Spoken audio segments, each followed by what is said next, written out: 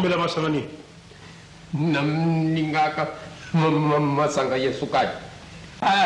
Yo, di. Di, bosana masangani. Ah. Sans souci. Patron. Masanga sukali zali. Ya, pona ye.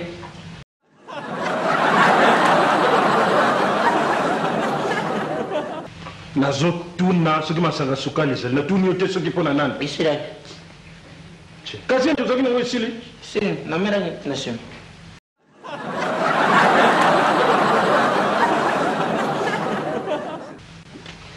Lo yaka na mulangi moko. Bisira le patron. Yaka na mulangi moko. Neve likambo na yibisaki yo. Muyibi ya koti na ndako. Na 3h du matin.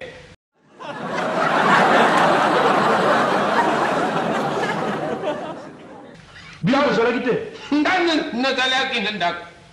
Sikoyo na kamati mulangi yo ya vi. Wana ya kukanga yena bula ye mulangi wana. Ye muyibi wana. Ye muyibi abomba mina na sima ye garde manche.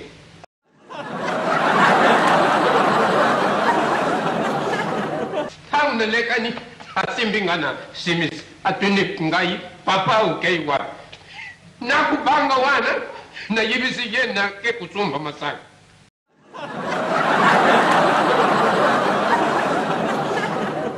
Alubi wabimbo ngana lubi nakudefa afuka misengai.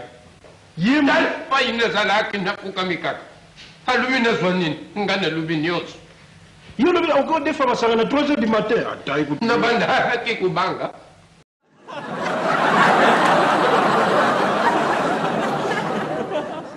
Tala misuzalaki na muyibi kwa. Akamati radio na television yusumbela kenga. Alubi fungu la porte na fungu di. Yo moko zo fongola porte. Alubi ngana fungu la. Akena ina radio ngo. Abimi alubi luba vie muyibi kene malam ngape na lubi vie muyibi kende malamu. Mais yo pe no go vraiment. Oli ko ganga uzolo bane so vie muyibi kene malam.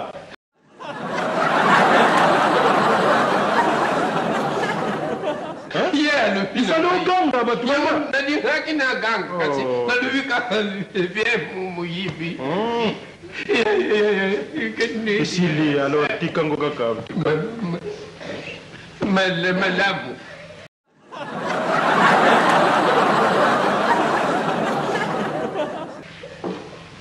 Kasi susi za kusala ngai. Mais le Problème problème nenda basi nyoso uza kukamata uza kulungula bangu. Nambuka kuna tubadili yo mwasi. Tupese imbongo ya dibala mwasi wana hakuyawo. bobalinga mwasi. Tubadili yo mwasi. Noko yebisaka bango ke nga na sina balaki batika na bango kaka. Bisu nambuka tubadili.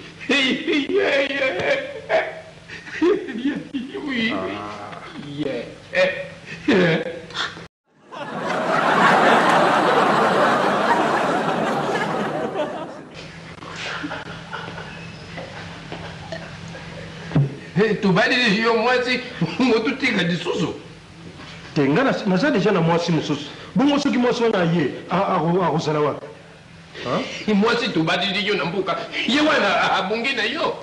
Te noko yo yebisaka kuna na mboka ke nga na sina balaki epi batika na bango. Oh. Chéri Boni. Ça va. Umili yo pe vraiment. Noko, omoni mwasi na nga wana yebisi pe ta noko wana yebisaka yo. Yi mwasi yo aza kutungisa yo nenda kuyeyo. Hoya tubadili yo nambuko za kubuya. Hoyu mwasi yo. Ike kuya pamba.